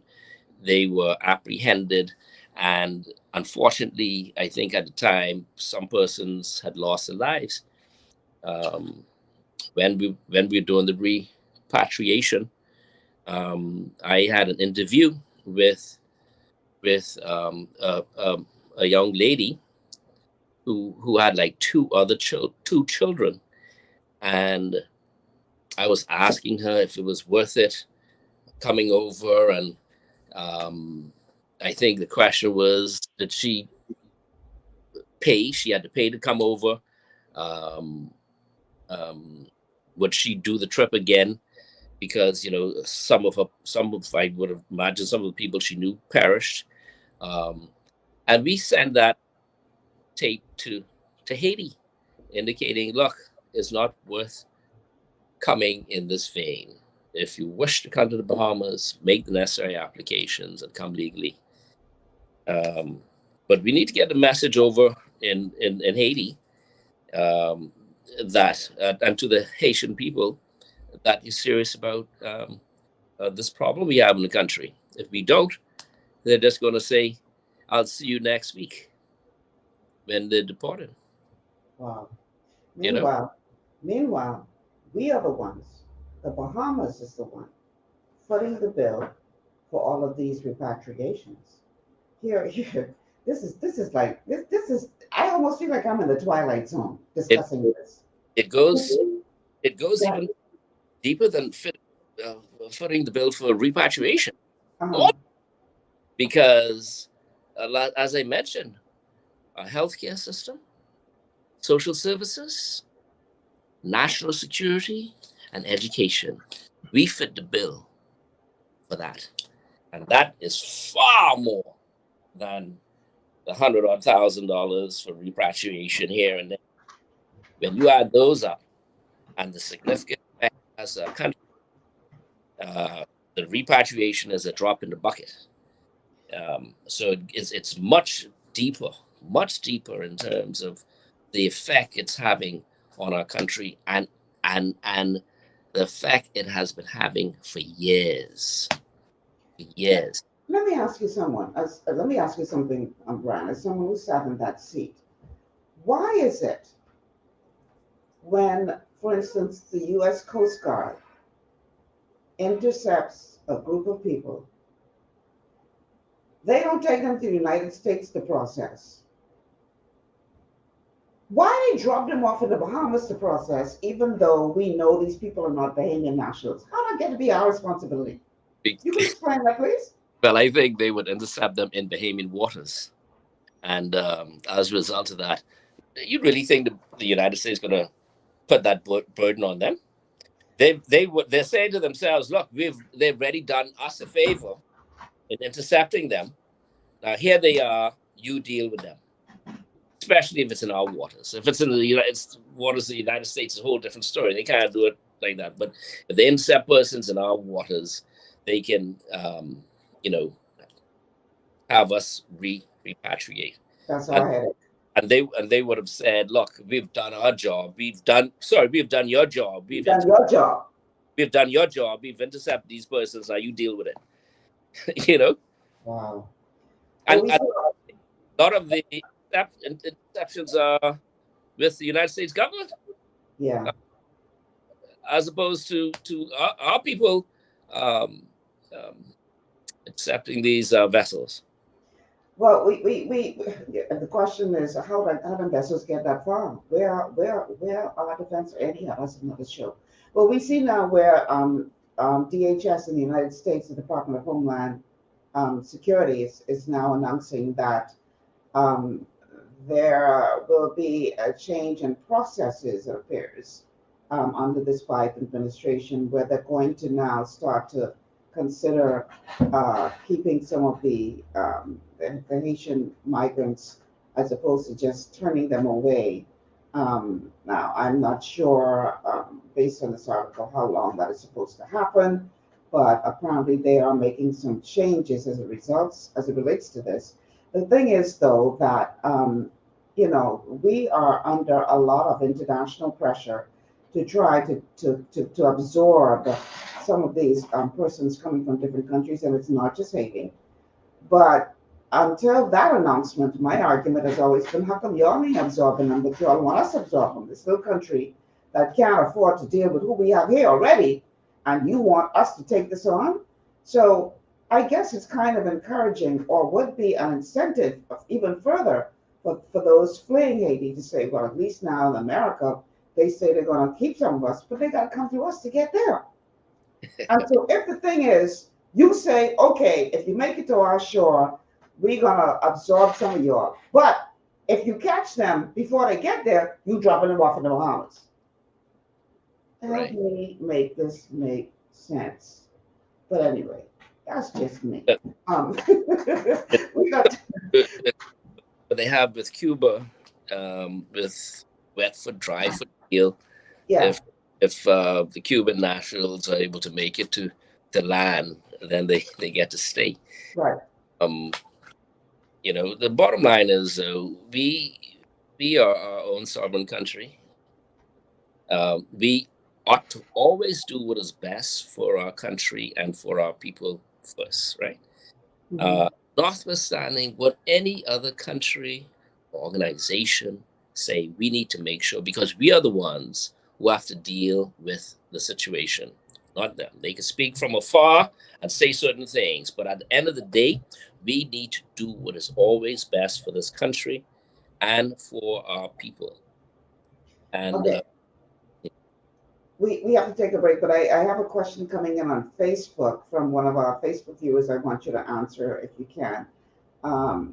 Yvette says, does the foreign minister know if it is true that we give illegal immigrants from Haiti a stipend every time we send them back? Sorry, don't know if that was addressed already. It was not. Is that true, McCartney? No, not to my knowledge. So that rumor that each person gets $200 when they board the plane, I know true. I don't know if that's happening now, but certainly not when I was there. Okay, fair enough. I don't think it's happening now. I Okay. don't. All right, cool. All right, we're going to take this break. On the other side of the break, we're going to continue our conversation with Branville McCartney, talking about the level of corruption on the part of the Bahamian people, whether that is politicians, business persons, mom and pop shops, whoever, who is involved in this corruption that is making it so comfortable for these people to come to the promised land. We'll be back after these words from our sponsors. At Lee Air, safety is our #1 priority. Flying since 1996, we offer scheduled flights into Fresh Creek and Mangrove Key Andros and Great Harbor Key, Berry Island, twice daily, 7 days a week. Affordable charter services are also available to anywhere in the Bahamas and the Caribbean. Lee Air Charter Services. Call 225-3267, 702-7127, or 322-1317 for reservations. Understanding your microbiome, also known as your gut ecosystem, can change everything you thought you knew about nutrition, digestion, immunity, and metabolism. Keeping your gut ecosystem healthy and balanced is essential. Ultimate Microbiome by Longevity was specifically formulated to optimize this ecosystem. It provides the advanced support your gut needs through prebiotic, probiotic, and postbiotic supplementation. Our unique blend of probiotics includes Lactobacillus and Plantarum, healthy bacteria that can help prevent harmful bacteria from taking over your gut. Increasing your gut's population of beneficial bacteria creates a more balanced gut microbiome, which has been shown to aid in weight loss, skin health, sleep, mood, and may even help with seasonal allergies. Ultimate Microbiome also promotes the production of postbiotics. Postbiotics are key to help regulate your gastrointestinal health. To enhance digestion, Digizyme Multi-Enzyme Complex, a blend of 5 specific enzymes, has been added to Ultimate Microbiome. It can help break down food so your body can better absorb nutrients. Plus, we've added our proprietary I-26 hyperimmune egg powder to aid in the elimination of disease-causing gut bacteria and help your body balance its immune response. Ultimate Microbiome, the scientific, proprietary, and holistic approach to gut health that helps optimize your body's entire gut ecosystem.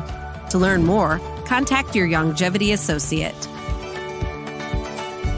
For all your building needs, it's Carib Construction and Project Management on Gladstone Road. We build it all: schools, homes, hotels, and more, including structures requiring a Phase 3 electrical contractor. We also provide project management services. The first step towards your dream building begins at Carib Construction and Project Management. Call us at 376-1556 or 341-4466. One of the things I love about the mailboat is their relationship with Bahamas Air. I can earn travel points on my international freight and redeem them when I fly. For me, online shopping is easy with Mailboat's U.S. addresses and regular freight delivery to Nassau. Plus, I can always prepay customs and freight, and they always notify me when my package arrives. Yeah, a lot of people think the Mailboat is just for shipping, but they also offer a safe and secure storage facility at affordable rates, all in a central, convenient location. We also offer passenger service into Freeport multiple times per week with a seating capacity of over 450 persons.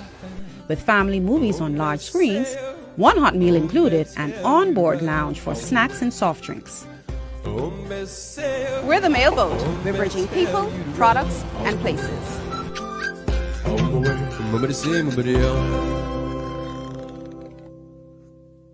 Executive Printers is your one-stop shop for all your branding and customization needs. Letterheads, envelopes, business cards, invoices, share and gift certificates, rubber stamps, vouchers, funeral programs, brochures, flyers, banners, and promotional items like mugs, water bottles, mouse pads, and key rings, all with personable service and great quality. No project is too small or too large. For great turnaround and competitive pricing, make an executive decision. Call us at 393-5011. And welcome back to GPS, Global Paradigm Shift on Global 99.5 FM. Michelle Malcolm here in your company. We are streaming live on Facebook on the official Global 99.5 FM Facebook page or the Michelle Malcolm official page. You can call in at 326-0271, 326-0271, 326-0272, 326-0272, or send us a WhatsApp message at 801-0271, 801-0271. I haven't even checked the WhatsApp line today. Let me see if any messages have been sent. Oh, sorry about that, Joe. I can look at these right now.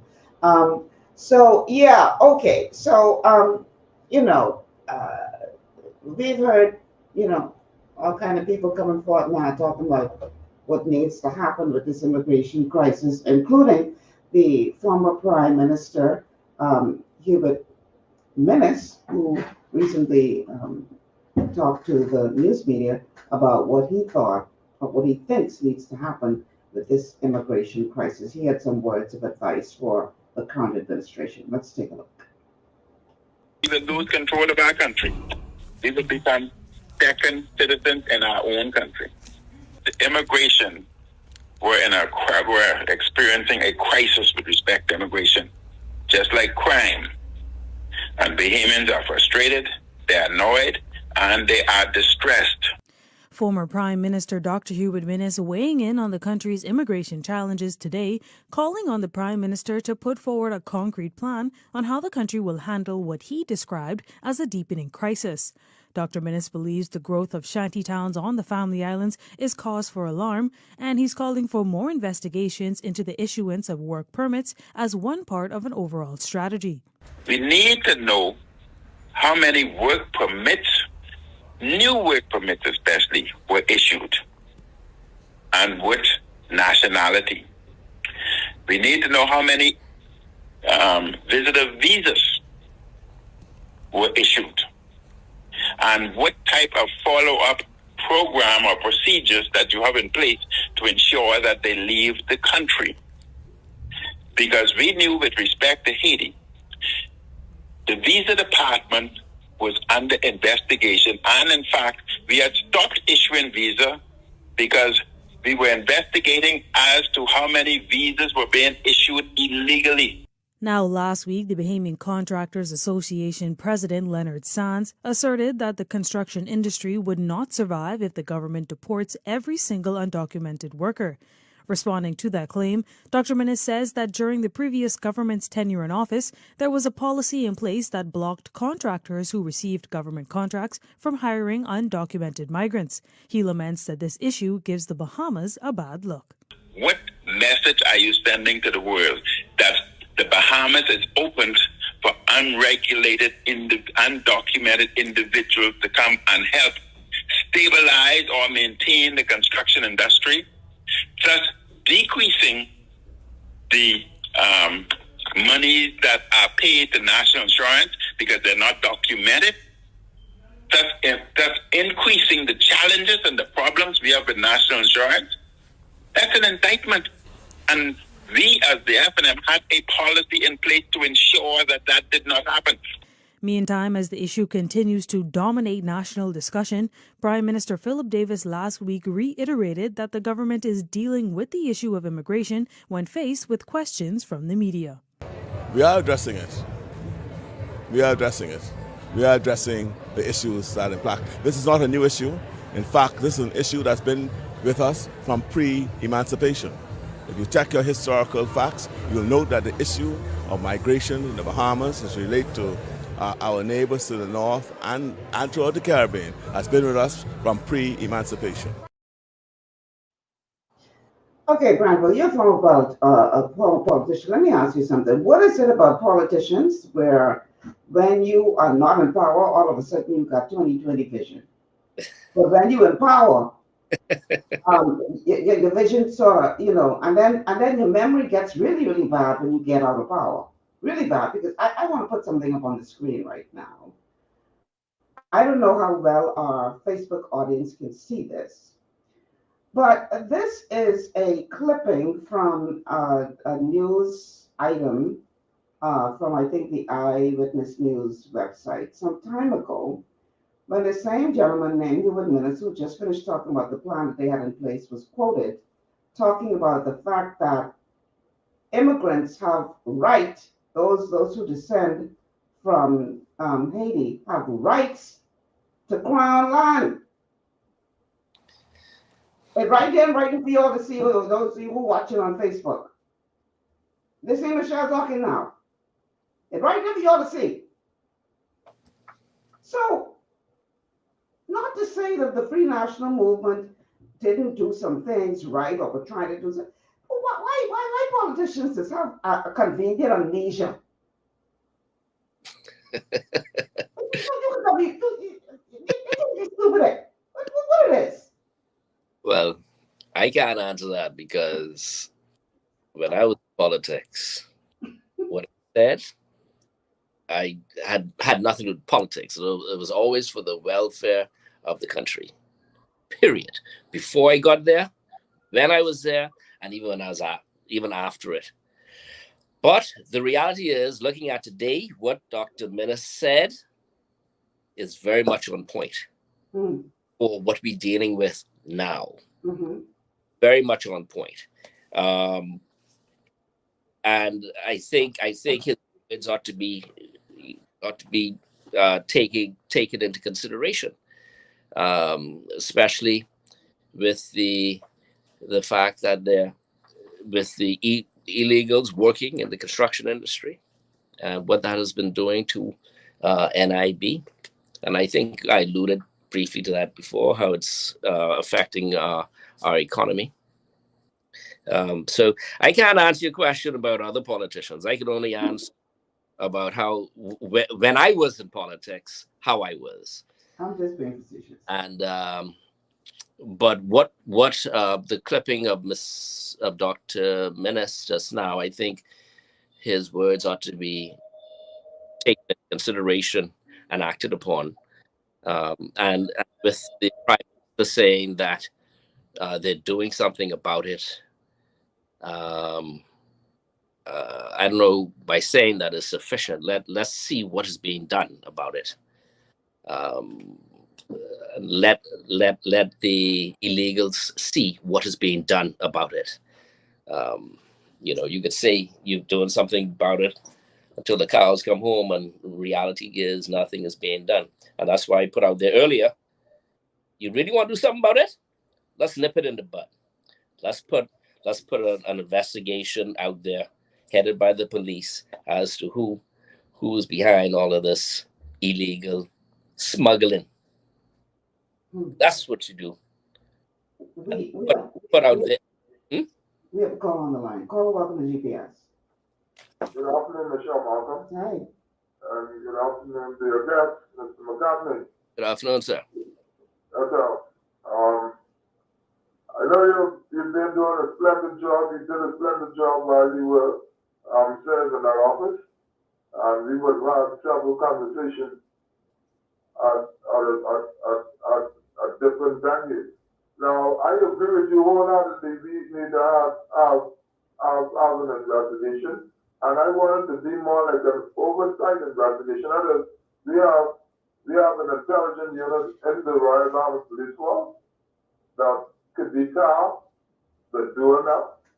And we can have some other persons on that committee that is totally independent, and so that we can get a proper and finally be able to come to a true figures and logic as to what has really happened, in order for us to get the truth of the matter. Because every time this matter is raised, whoever happens to be the immigration minister in the last several years is just ignored, and they just deny that the account is what it is, when the Haitian embassy itself already said this is what he or she knows. And so we really have some serious problem, and I fully endorse the process. We need to have a comprehensive and intense investigation to deal with this matter expeditiously, because anything short of that, we can be in some serious problems, because the United States policy do not line up with what we're trying to do here. So I agree with you, I genuinely, and I urge the Prime Minister to move without it, move now, because we can't afford to lose not even another day of just procrastinating. We have to deal with the situation. Those buildings that was erected on those different islands, even after an injunction by the Supreme Court, should have been demolished, because it's like, that's why there's a separation of powers: the executive, the judiciary, and the legislative. But that, I didn't see that happening. So we got to get serious about what it is we need to do in order to save this country that we call ours. Absolutely. Thank you for calling. Thank you. Well, if I would, though, had an office of an ombudsman, this could have been dealt with, perhaps with the need of the Prime Minister's intervention. And I've called for that for many years, but that is what is needed for a country like ours, where we try to move forward an office of an ombudsman that will have oversight over situations like this, that can do investigations, and to deal with government entities that's doing wrong. We certainly need that. That is something that ought to have been put in place a long time ago in this country. Yeah. All right, we have to take one more break. And then on the other side of the break, we only have a couple minutes left. We may have time for one call, may not, depending. But we'll be back after this. Stay with us.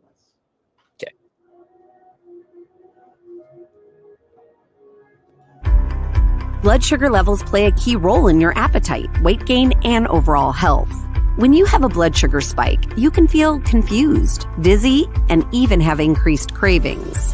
Eating carbohydrates, sugary or fatty foods, and not exercising can all cause blood sugar spikes. But now you have help in managing blood sugar levels. Sweeties by Youngevity was designed to help support healthy blood sugar levels so you can power through your day. It's a synergistic blend of minerals, herbs, and nutrients that have been proven to support healthy blood sugar levels. Sweeties includes chromium, an essential trace mineral that's known for its contribution to healthy blood sugar levels and improved metabolism of carbohydrates, fats, and proteins. Cinnamon bark has been included for its naturally occurring antioxidants and support of a healthy heart. And we've even added gymnema. It's been used in Ayurveda for centuries to help promote healthy blood sugar. All the ingredients in Sweeties work together to give the best support available for blood sugar control. Sweeties, the blood sugar support supplement from Youngevity that helps control cravings and manage blood sugar levels through your day. To learn more, contact your Youngevity associate. Welcome to Sunshine Auto, the hardest place on the planet for rims, paints, and tires. We are your auto superstore for rims, Lexani, Azaras, Trueform, Western, Lux, Fuel, Track Life, Tough, Rough Racing, Velocity, Mud, All-Terrain, and low-profile tires, cars, homes, and commercial window tinting. At Sunshine Auto, we put God first and customer is king. Blessed love. As you age, factors like health, weight, diet, and lifestyle can all impact your bones, joints, and general mobility. Even everyday exercise can lead to wear and tear on your body. Over time, you might start to experience stiffness or pain due to damaged joints or connective tissue. Ultimate Glucogel by Youngevity was created to help you limit the effects of wear on your joints. It delivers a daily dose of collagen-rich gelatin your body needs for joint elasticity and maintenance. Ultimate Glucogel contains a 1-to-1 ratio of gelatin and glucosamine sulfate, which is a key building block of your bone matrix, cartilage, ligaments, tendons, and connective tissue. Gelatin's unique blend of amino acids not only help with muscle and joint health, but also has been shown to provide additional benefits for the brain, skin, and hair. Ultimate Glucogel. Natural, optimal daily support for joint health. To learn more, contact your Youngevity associate.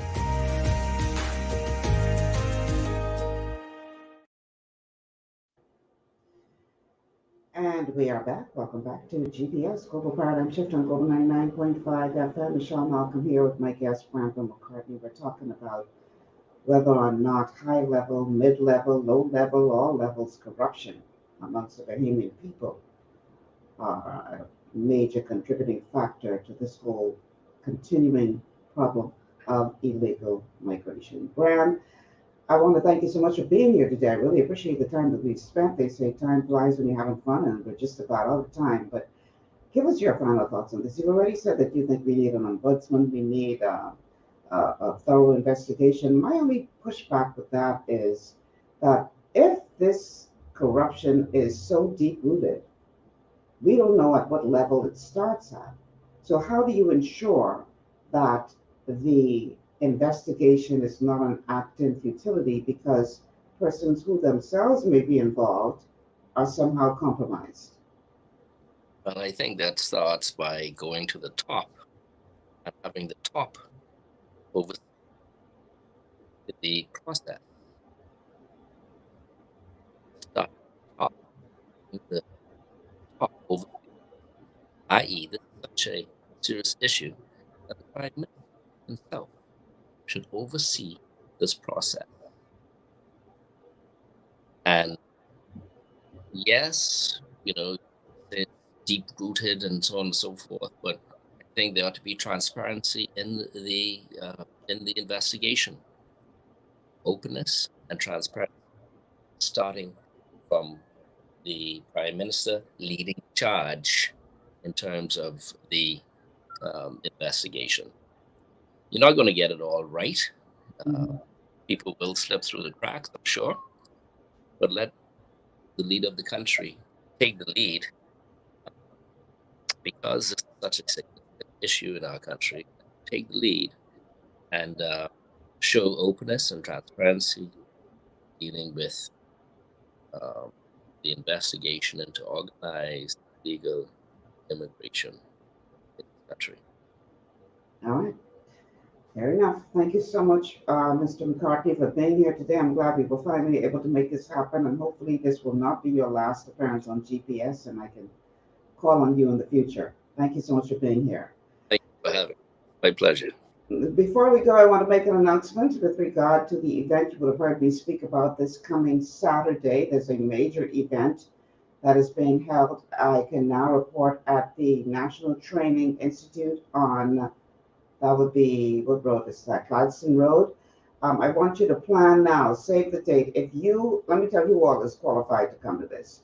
If you are sick and in need of healing, or if you want to be an instrument that helps people to learn how to heal, then this event on Saturday is for you. We have the founders of the Institute of Holistic Health who are actually here in the Bahamas, and they're going to be meeting with the Bahamian people who really want to learn how to heal holistically or to become a certified holistic health coach. And here now is a little bit more about the program that you can be a part of if you are so interested in helping your people in the Bahamas to become healthier. The demand for a new kind of health professional is growing exponentially. A supportive mentor who takes the time to understand their client and helps them identify the underlying causes of their health challenges. Whether the goal is to address a specific health concern or improve overall wellness, a health coach is that new kind of health professional who motivates people to make lasting, positive changes so they can feel and be their best. Our current healthcare system does not have time to address the lifestyle causes of most people's health issues. The Institute of Holistic Health is helping to fill that healthcare industry void. IWH teaches and certifies like-minded people to become health coaches. Once certified, an IWH health coach will take the time to understand their clients' needs and concerns. Coaches are trained to look at the different parts of their clients' lives and use alternative health methods to address the root causes of their issues.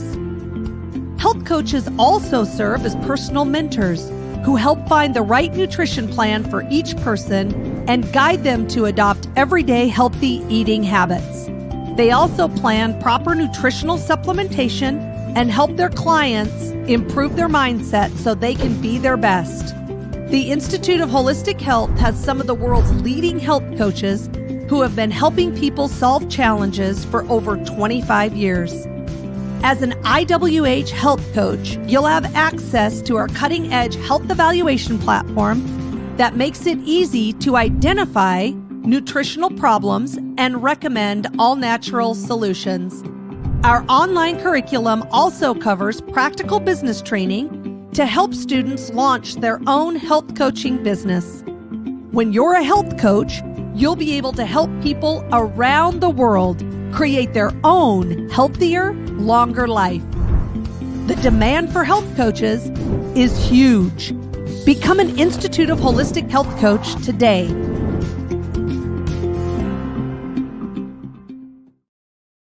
Tomorrow on Wellness Wednesday, the founders of the Institute of Holistic Health will be with us here on GPS. Do not miss that show. Until then, I'm Michelle Malcolm. Thank you so much for tuning in. I'll see you guys tomorrow. Have a good one.